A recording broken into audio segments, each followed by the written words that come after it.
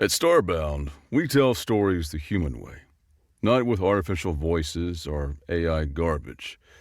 What's HFY without humanity? Subscribe to keep it this way. I'm Daniel Pierce. Now, let's begin.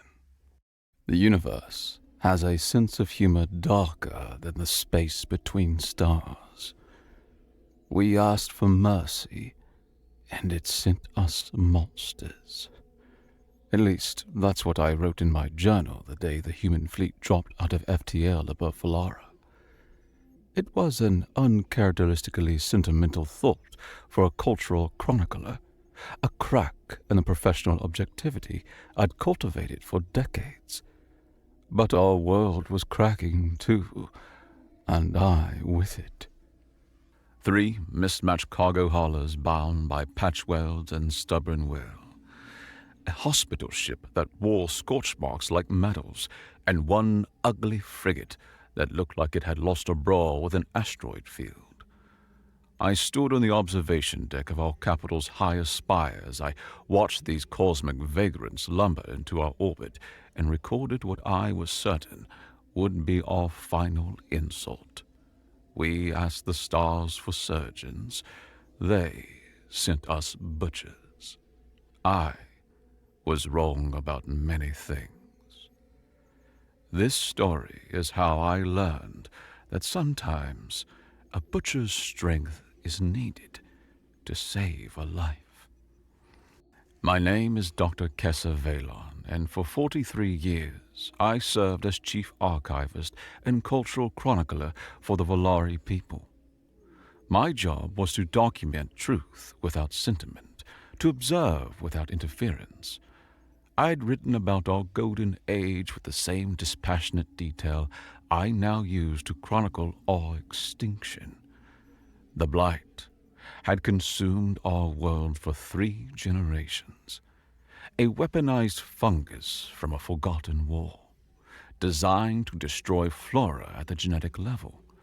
It was insidious, and the Concord had declared our system under quarantine. No ship left, lest it carry the spores that could extinguish another world. So we were left to die. The blight started in the grain fields of the northern continent and spread like grief itself, which turned our gardens to graveyards, our forests to fossils. The day the humans arrived, 15% of our remaining population had already chosen the sleep, our euphemism for those who simply stopped eating, stopped trying, stopped believing tomorrow was worth the effort of surviving today.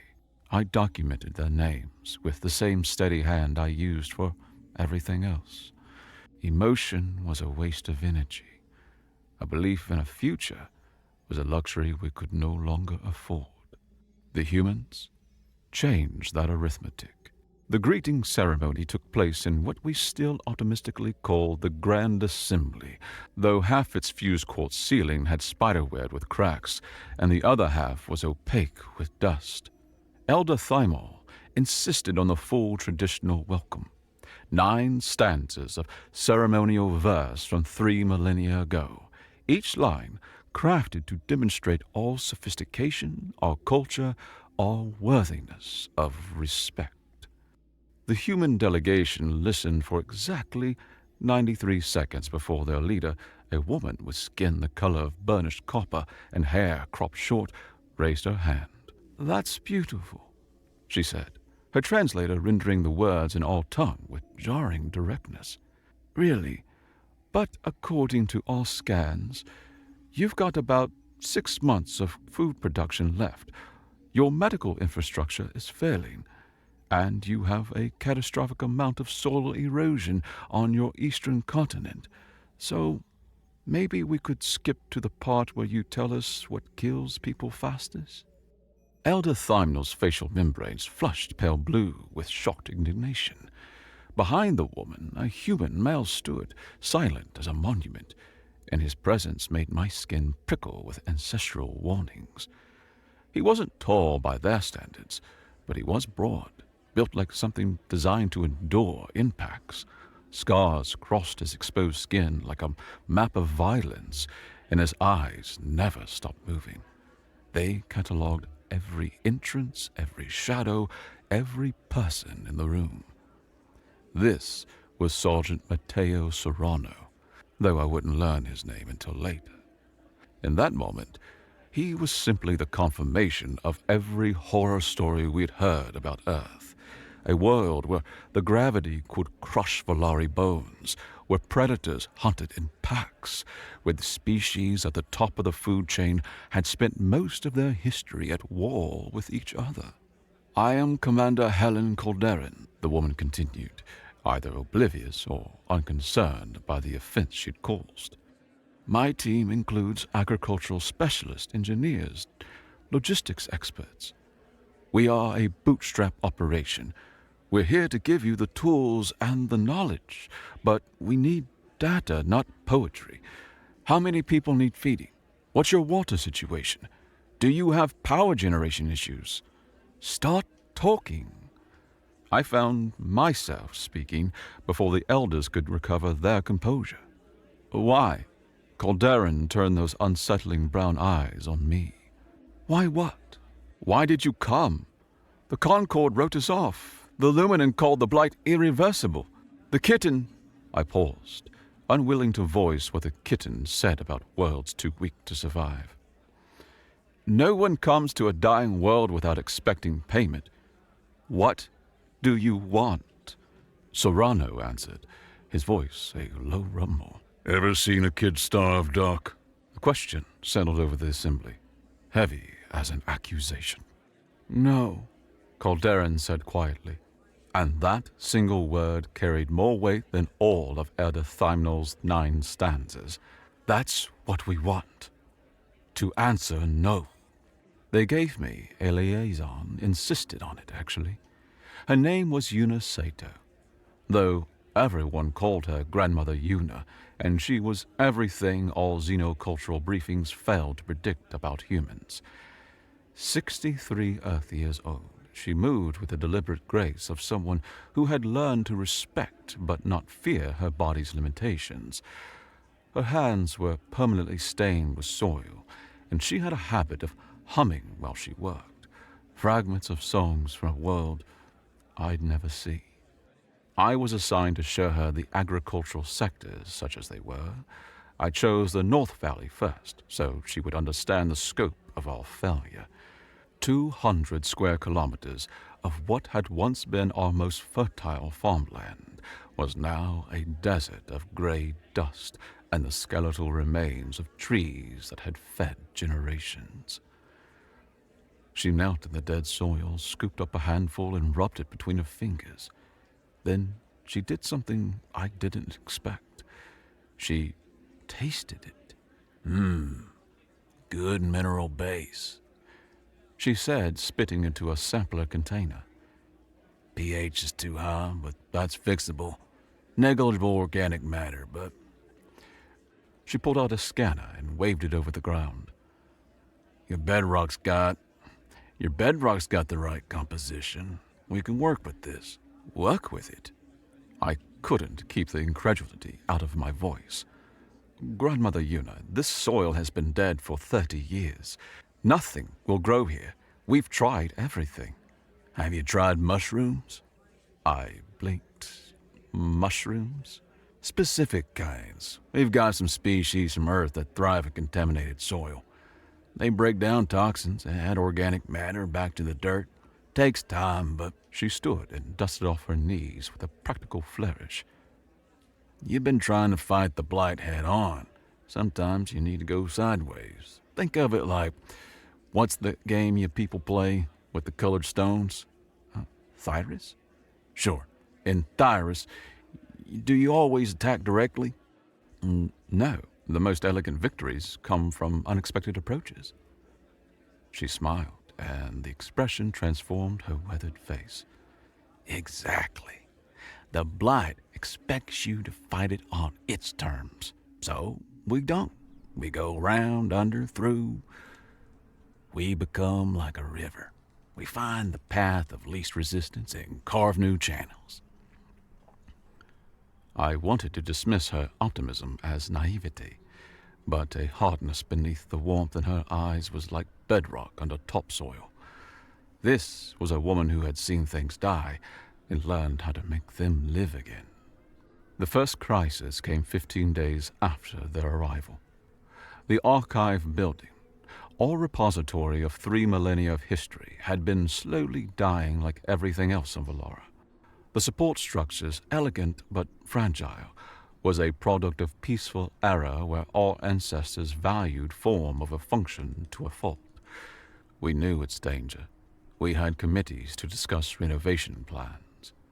The humans ran structural assessments, and during them, the north wall collapsed. I was 6 blocks away when I heard it, a sound like thunder torn in half. By the time I arrived, dust still settled over a tableau of ruin. Half the building had folded in on itself, and from inside came the worst imaginable sound, the high, keening cries of children. A school group had been on a tour of the archive's sensory history exhibit. The Valari response was exactly what our culture had trained us for: dignified panic. Elder Roshan stood at the periphery and recited meditative mantras about accepting what couldn't be changed. Others wept with elegant despair. A few younger citizens tried to pull at the rubble with their bare hands, but they had no coordination, no plan, no path forward. Then Serrano arrived. He didn't run. I learned later that he never ran unless absolutely necessary. He moved with a steady, ground-eating stride that somehow covered distance faster than our panicked rush. He took in the scene with one sweep of those predators' eyes, then barked orders in a voice that bypassed conscious thought and went straight to the spine. You, get those people back. Establish a perimeter. You 3, find me every portable source within 2 blocks. You, medical supplies, now. Calderon, I need those heavy lifters here yesterday. He turned to the Valari, who clawed ineffectively at the rubble. Stop. You're going to hurt yourselves or make it worse. Form a line. We pass debris hand to hand, small pieces only. Anyone who can't lift, you're on water duty. These people need hydration. You can't just... Elder Roshan started. Sir, respectfully, shut up or help, Serrano said without a glance at him, already on the move toward the collapsed section. He found a small gap in the rubble, barely large enough for a child, and did something that haunts me still. He got down on his belly and crawled inside, into a collapsing building, into the dark, unstable tomb of crushed stone and twisted metal where aftershocks could finish what the first collapse had started. He went in without hesitation and followed the sound of crying children. What is he doing? Elder Roshan whispered. His job, Commander Calderon answered. She arrived with a squad of humans who carried equipment I didn't recognize. Everyone stand back. We need room to work. They worked like a machine of flesh. Each human knew exactly where to be, what to do, how to move. They used sonic scanners to map the rubble, identified low-bearing points, and began the delicate process of extraction. Through it all, we could hear Serrano's voice from inside the ruins, calm and steady. Hey there, little ones. I know it's dark. I know you're scared. But we're going to get you out. My name's Tio, and I've done this before. Can you sing something for me? Any song. It helps me find you. A thin, tremulous voice began a Valari lullaby. Then another joined. Then more. It took 4 hours. 4 hours of careful lifting of strategic support beams, of Serrano somehow who kept 12 terrified children calm in the suffocating dark. When they finally opened a large enough passage, he emerged last and ensured every child was out before him. His uniform was torn, his hands bled, and dust turned his dark hair gray. He carried the smallest child, a girl named Nisa, who couldn't have been more than 5 rotations old. She held her arms wrapped around his neck, with the trust only children can manage, and she still sang. That's when I noticed he sang too. He hummed along to a melody he couldn't possibly have known, in a language he didn't speak. But some sounds, I learned, require no translation. How? I asked him later after the medical team treated his injuries. Numerous, but minor, they said, as if to crawl through a collapsed building was routine. How what? He sat on a medical cot as a young human doctor sprayed synthetic skin over the cuts on his hands. How do you crawl into death like that, without fear? He was quiet for a long moment and watched the synthetic skin dry. I was in the Titan mines when I was 19. Cave-in trapped 30 of us for 6 days. You know what I learned down there in the dark. I shook my head. Fear is just your body's way to tell you to pay attention. Panic kills. So you take the fear, you acknowledge it, and you put it in a box and deal with it later. Those kids needed someone who knew what to do. That was more important than fear. But you could have died. Yes, he agreed. But they would have died for sure. The simple calculus of it. His life weighed against theirs, the odds assessed and accepted, should have appalled me. Our culture valued preservation of self as the highest virtue after preservation of knowledge. Yet the matter-of-fact way he said it, the complete absence of heroic posturing, made me reassess. We have a saying, I told him. The wise man preserves himself to preserve wisdom. We have one too, he replied.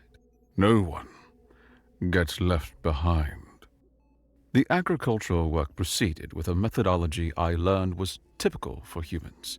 Chaotic, loud, and inexplicably effective. Grandmother Una took over a section of the South District and converted abandoned buildings into hydroponic farms. The setup was ugly, with its exposed pipes and humming machinery. Nothing like our elegant biodomes that had once floated like soap bubbles over the landscape. But it worked. Your fancy structures were pretty, Una explained, elbow deep in nutrient solution as she adjusted a growing rack. but pretty doesn't feed people. This is function. This is survival. She trained a group of young Valari in what she called guerrilla agriculture. Guerrilla agriculture. How to grow food in hostile conditions with minimal resources. Her students included Leon, one of our youngest archivists, who had initially approached the work with the delicate reverence we applied to all tasks. You're not in a ceremony, Una told him after she watched him spend 10 minutes to perfectly align seed pods. You're in a war. Every seed that grows is a victory. Even milk produced is a battle won. Treat it like one. But surely there must be harmony, Leon began. Harmony comes after everyone's fed, Una interrupted. First rule of farming: the dead don't appreciate aesthetics. I began to conduct formal interviews to try to understand these impossible people. Each conversation revealed new contradictions. There was Dr. Kenji Ibrahim, a historian who brought terabytes of human literature and history. Every disaster you face, he told me, we face something similar. Plagues, famines, wars, ecological collapse. We survived them all, though never gracefully and always with new scars. And we wrote it down so others could learn. He gave me a book, an actual physical book, with pages made from processed plant matter. The grapes of wrath, he said, about another dying land and the people who refuse to let it kill them. Read it. You'll understand us better. There was Chief Engineer Ortega, who cussed creativity in 3 languages as she repaired our water treatment systems. Your tech is beautiful, she said. She kicked a junction box that promptly hissed back to life. But it's like a racing speedster made of spun glass. Pretty to look at.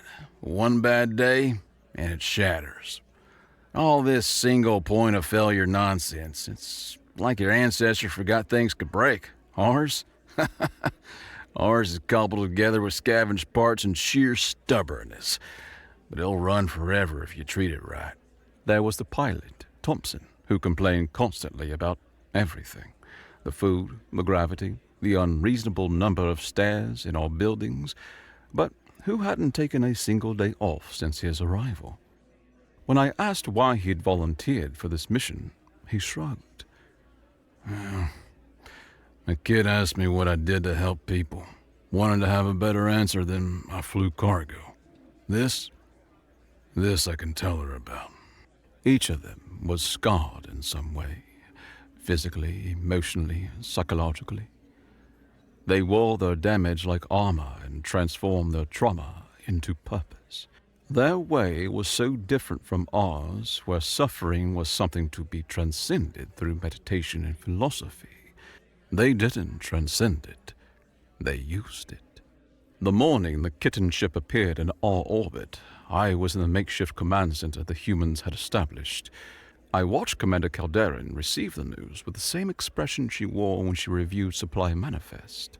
How long before they make contact? She asked. Based on standard kitten procedure, 6 hours. Her communications officer replied. Right. Staff meeting at 10. Serrano, prep your team for crowd control. Things are about to get interesting. Interesting, I repeated. A kitten vessel appears above our dying world, and you call it interesting? You prefer terrifying? Calderon asked. Because that's not helpful. Interesting is a problem to solve. Terrifying is paralysis. Which do you think we need right now? The kitten herald arrived exactly 6 hours later, as Calderon had predicted.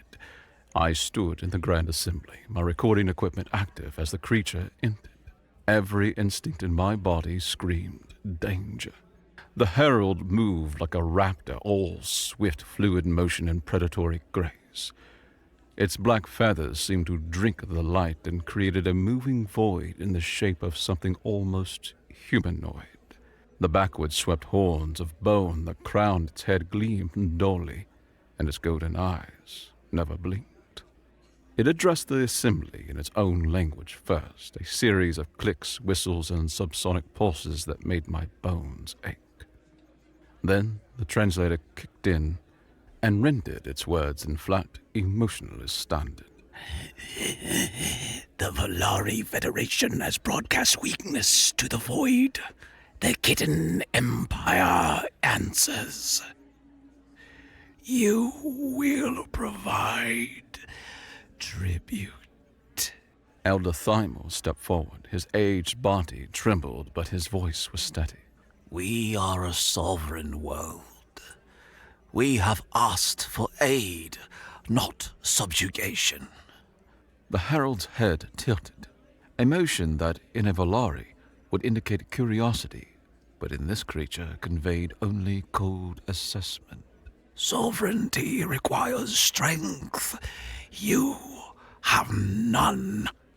You will provide your seed vault, your genetic archives, and 1,000 Valari to serve as cultivators for these resources. We are not negotiating. We are notifying you of our terms.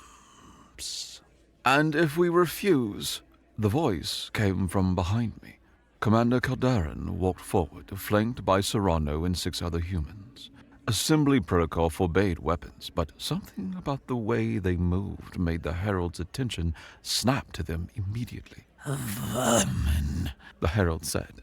Earth scum, who picks at the corpse of a dead world? You have no standing here. Funny, Calderon said. She stopped just outside what I recognized as the herald's strike range.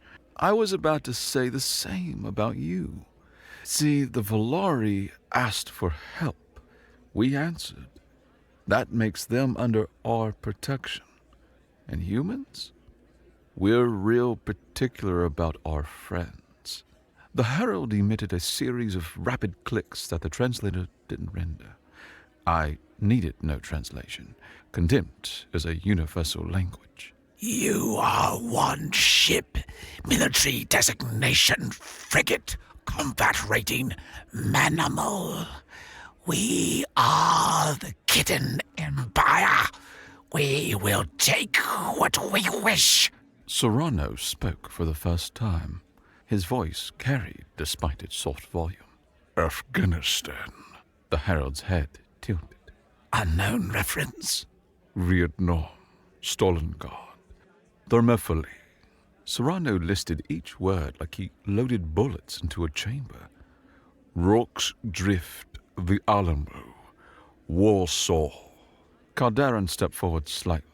He names the graveyards of empires, Harold. Places where bullies with bigger armies learn the hard way what it costs to take something from people who refuse to give it up. You threaten us. No, Calderon said. We are informing you. The Valari are under our protection. Any action against them is an action against Earth. And Earth? Her smile offered no reassurance. Earth holds grudges. The herald stood perfectly still for 15 seconds. I know because I counted each one. My heart hammered against my ribs. Then it spoke, and its translator rendered words that sounded like a death sentence. We will return with appropriate force. The Valari will submit, and their protectors will burn. It left without another word. It moved with that horrible fluid grace back to its ship. As soon as the shuttle cleared our atmosphere, Elder Thymel collapsed into a chair. What have you done? He whispered. You have doomed us all. No, Calderon said. We've given you a choice. Die on your knees or fight on your feet. Which is it going to be? The debate that followed was the most painful thing I'd ever documented. All council was split. Elder Roshan and nearly half the assembled elders argued for capitulation to preserve what little remained of all culture and people through submission. Theirs was the voice of 3 generations of despair, an ingrained philosophy to accept the inevitable. Then young Leon spoke, his passion a stark contrast to the weary resignation. We're already dying, he said. He stood before the assembly. His thin frame shook, but his voice was clear. The blight kills our world. Despair kills our people. The kitten would just make us slaves while it happens. But these humans, he gestured to where Caldera and her team stood. They crawled into our collapsed buildings. They grow food in our dead soil. They teach our children to fight with knowledge, with resolve, with a will to live. If we must die, shouldn't we die as Valari, not as vassals? Pretty words, but the kitten will destroy us. Maybe, Serrano said. but maybe not. And even if they do, others will see. Others will know the Valari stood. That matters. To who? Roshan demanded. To your children. Grandmother Yuna said quietly. She had been silent until then, and she stood in the corner with dirt still under her fingernails from the morning's planting. I raised 3 children on Earth. Buried one, my son, in the water wars. You know what he told me before he left? He said, Mom, I'd rather die to keep others safe than live and know I didn't try. Your children, the ones who learn to grow food in impossible soil, the ones who train to save lives in disasters, they're watching you right now. What do you want them to learn? That when the darkness came, you accepted it? Or that you lit a match? After she spoke, the chamber became so quiet I could hear the hum of the air recyclers. Then, from the back of the room, came a voice I didn't expect. Mine. I stand with the humans. Every eye turned to me. I, who had documented our decline with clinical detachment. I, who had documented our acceptance of the inevitable with grace. I've watched them for weeks now. I continued. My voice grew stronger. They're everything we were taught to fear. Violent, chaotic, unrefined. They're also everything we've forgotten how to be. Tenacious, adaptable, willing to bleed for strangers. They answered our call when no one else would. They've asked for nothing in return.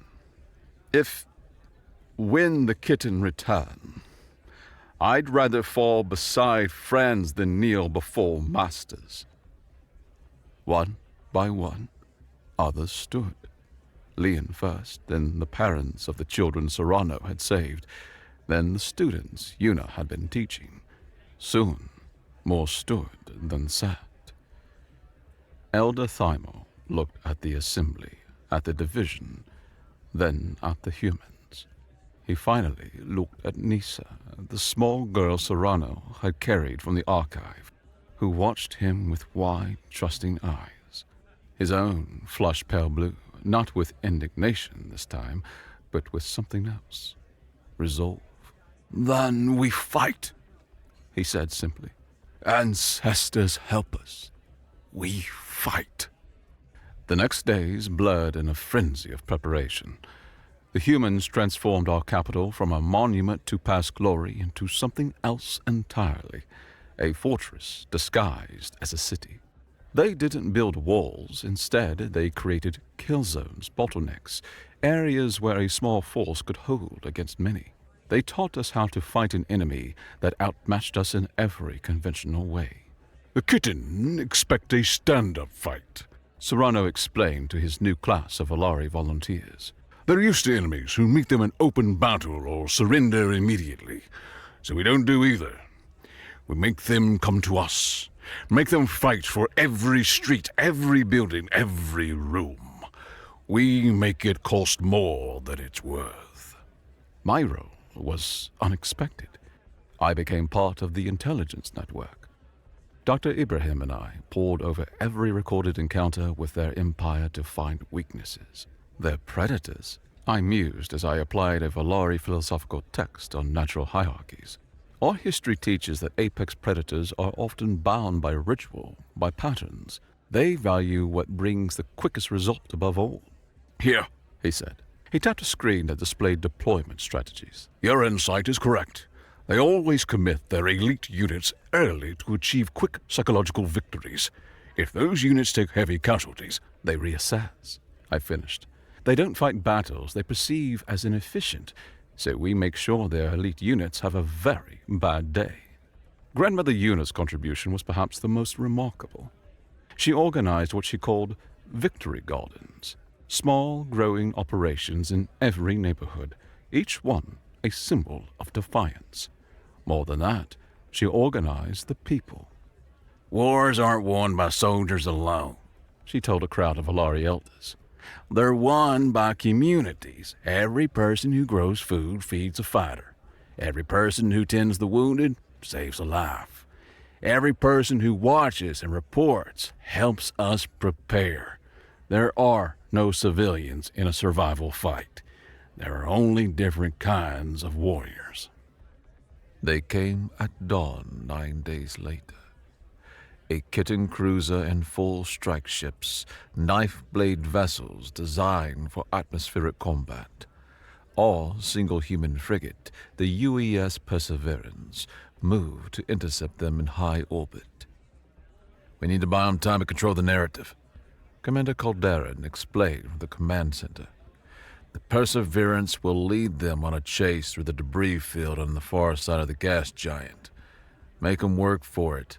And every shot they fire at us is log transmitted back to Earth. Win or lose, the galaxy will know the kitten attacked aid workers. I watched from the command center as the space battle unfolded on the main view screen. The Perseverance fought like its namesake. It used Valara's moons for cover, dodged in the dodged into the asteroid field, and used tractor beams to send rocks careening toward its pursuers. One of the strike ships was crippled, but inevitably the numbers told. The frigate took critical damage, had to retreat to the far side of our largest moon. It vented atmosphere and trailed debris. The Kitten landed their ground forces in the plains outside the capital. 300 warriors, led by a prime hunter, one of their elite commanders. They advanced on the city in perfect formation. They expected to find cowering civilians, or at best, a ragged line of human defenders. They found neither.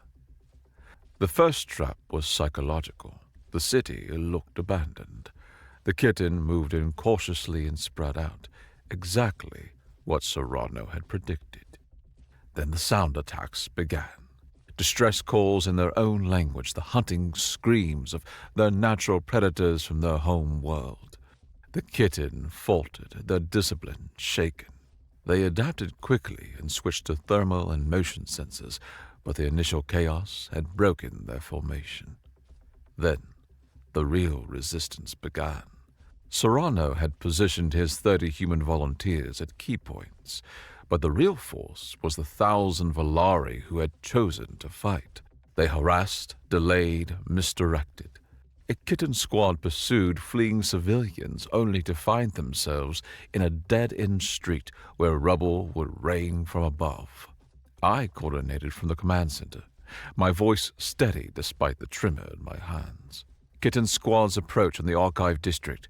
6 units, standard formation. Copy. Serrano's voice crackled at the comm. Leon, it's your call. Execute. I watched as Leon and his team, archivists, who a week ago had never held anything more dangerous than a stylus, appeared, seemed to panic, and fled into the archive. The Kitten sensed easy prey and pursued. The archive held not only all records, but also the genetic seed vault the Kitten had demanded as tribute. That vault was the prize. Leon's team escaped through prepared exits, while the Kitten found themselves in a building that suddenly wasn't as stable as it looked. Calderon gave the order. Explosive charges at key structural points detonated. The archive, repository of our past and the Kitten's prize, collapsed inward and took 20 Kitten warriors and their objective with it. The sacrifice was immense, a part of ourselves amputated to save the world. A butcher's choice. The battle raged for 6 hours. The Kitten had superior everything, but they fought an enemy they didn't understand. Us. The Valari who should have been paralyzed with fear. The turning point came when the Prime Hunter personally led an assault on the command center. They'd identified it as their coordination point. They failed to account for Serrano's foresight. "They're coming," I announced as I watched the feeds. Good, Serrano said. He stood by the main entrance. everyone remember the plan. Doc, you should go. "No," I said, and surprised myself. "I'm documenting this, all of it." He nodded. Stay behind cover. This will get loud. It did. The Kitten breached simultaneously from 3 entrances. The command center became a kill box. The fighting was a brutal whirlwind of motion and violence that I could only perceive in flashes. I saw Elder Thymel, 70 years old, swing a heavy data slate at a Kitten warrior who threatened a human medic. I saw Yuna bring down a Kitten twice her size with a move she'd learned in what she called the bad old days on Earth. I saw myself fire a human weapon for the first time when a Kitten rounded on Leon. I missed, but I fired. That choice changed everything. The Prime Hunter itself faced Serrano in the main corridor. The Kitten moved with greater speed and strength, but Serrano had us to protect. Their fight was a blur of vicious movement. The Prime Hunter's blade caught Serrano across the ribs. As it moved for the killing blow, Serrano didn't dodge. He lunged forward and took the blade deep into the shoulder to get inside the kitten's reach. His knife found the gap in its armor that our studies had identified. The Prime Hunter fell. Black blood pooled on our ancient stone floors. Serrano fell too, the kitten blade embedded in his shoulder. He breathed, but his body shuddered once, then lay still. Stay down, you idiot, Calderon said over the comm, her voice tight with strain. Medics are on their way. Serrano didn't respond. With the Prime Hunter dead, their objective destroyed, and their elite units devastated, the kitten retreated. They'd lost over a third of their ground forces. The cost-benefit analysis that governed their empire was clear. Valara was not worth the price. As their ships departed and broadcast warnings about the infected world, we stood in our damaged but unbroken city, humans and Valari together, bleeding but breathing, exhausted but alive. We should celebrate, someone suggested. No, Grandmother Yuna said quietly. She knelt beside a young human engineer named Patterson who hadn't survived. First, we mourn. Then we rebuild. Then, when everyone's safe and fed and whole, then we can celebrate. In that moment, a human spoke the most Valari sentiment I'd ever heard. It was also the most human sentiment ever spoken on Valara. The aftermath was a blur. Serrano survived, though the injury was severe, another mark on his map of survival. Our city was damaged but not destroyed. Our spirit was transformed, reforged. The story of our stand spread. A dying world and its unlikely protectors had stood against the kitten empire and won. Aid arrived. The Luminant sent botanist. The Etherian collective offered atmospheric processes. A Concord diplomat arrived with his facial membranes pale with shame. Elder Thymel, Dr. Valen, He said and bowed low. You asked the galaxy for help, and in our failure, you got us, Deathworlders, instead. We are here to offer proper assistance now. The Deathworlders were the proper assistants, I told him. They were the only ones who understood that you don't offer a drowning soul philosophy. You offer them a hand. The work to heal our world accelerated. Yuna's fungi spread through the dead soil. Her hybrid plants, which mixed with Earth resilience with Valari adaptation, began to green our grey lands. It would take generations to fully recover, but for the first time in my life, I believed we'd have those generations. 3 months after the battle, I found myself in one of Yuna's gardens with Serrano. He helped build new growing frames, his movements careful with his still-mending shoulder. You fired a weapon, he said. Poorly, I admitted. But you fired. That matters. We have a saying. The philosopher's hand should hold only truth. I think I broke that ideal. No, He said and set down his tools. you held a different truth. The truth that some things are worth the fight. You haven't broken your ideal, Doc. You've expanded it. I thought about all the truths I'd learned. That strength could be quiet, that violence could be compassionate, that sometimes the greatest courage was to refuse to stop. Your people, I said carefully, they call you Deathworlders. Why do you come from death to bring life?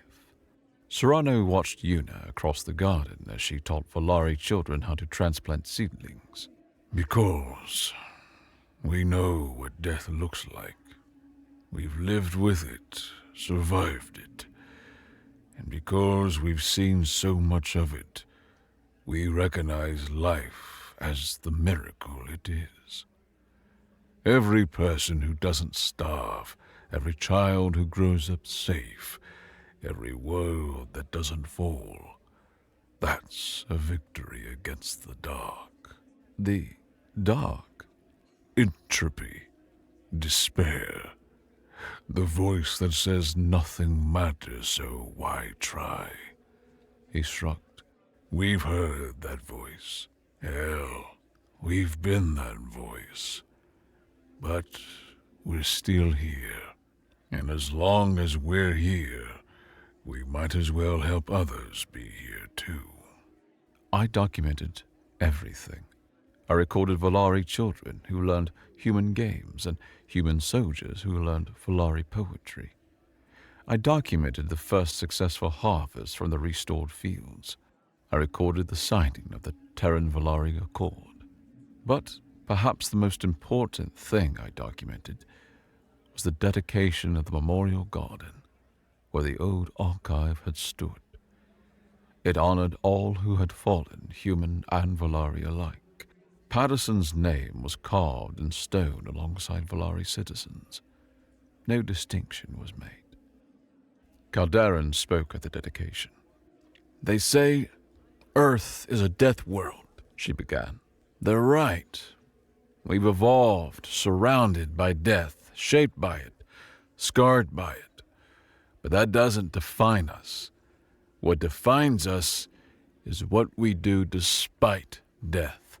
We love anyway. We strive anyway. We help anyway.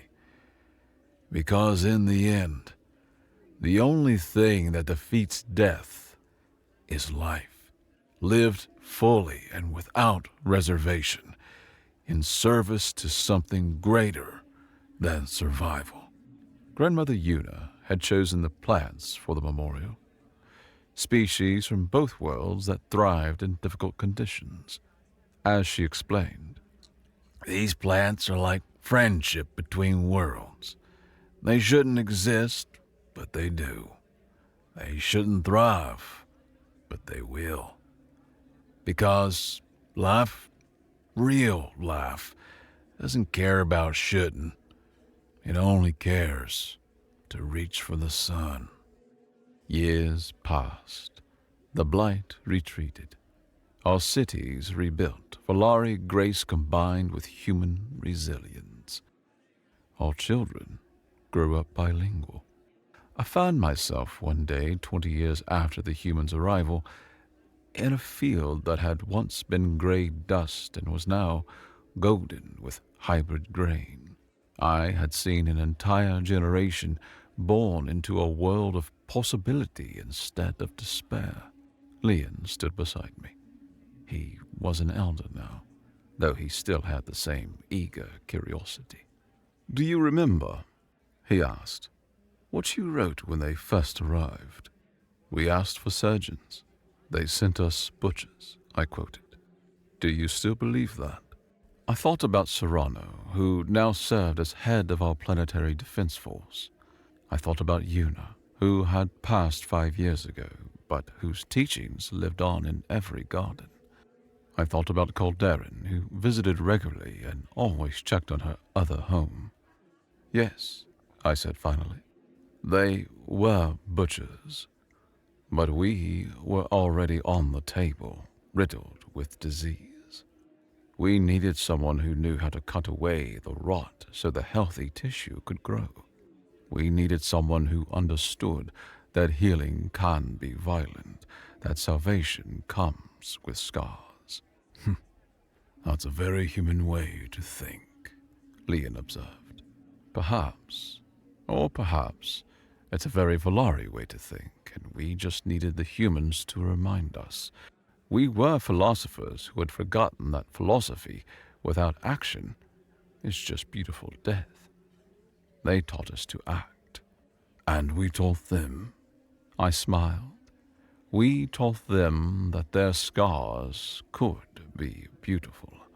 that their chaos had meaning, that the galaxy needed their strength, but it also needed to see that strength wielded with wisdom. This is my last entry. I am not dying. I likely have years left thanks to human medical intervention and Volari longevity. The story I set out to tell is complete. We asked for help. We received family. The galaxy still calls them Deathworlders. They wear the title like armor, like warning, like promise. But we know the truth. They are the ones who come when others call. They are the ones who stand when others fall. They are the ones who understand that survival is about helping others live. They asked for nothing and gave everything. They bled for strangers who became family. They showed us that chaos and compassion are partners in the dance of existence. The Volari faced extinction. Earth's Deathworlders brought us back to life. They brought all their technology, the philosophy, and their military might. They brought us back to life by showing us how to fight for it, how to scratch and claw and refuse to go gentle into that good night. We are no longer the Volari we were, peaceful, philosophical, perfect, and fading. We are something new, something forged in the crucible of near extinction and tempered by human stubbornness. We are survivors. We are fighters. We are friends to those who showed us that sometimes the only philosophy that matters is this. When someone calls for help, you answer. When someone falls, you lift them. When the dark comes, you light a match. Even if, especially if, that match might burn you too. The archive will record that Earth saved Volara. That's only part of the truth. The whole truth is this. Earth taught Volara how to save itself, and in doing so, they saved us all. My name is Dr. Kessa Valon, last chronicler of the old Volari, first historian of the new. I have documented the death of one civilization and the birth of another. I have seen the worst and best of two species become the foundation of something greater than either could be alone. The stars once called them Deathworlders. We call them family. And that, as Grandmother Yuno would say, is the only truth that matters.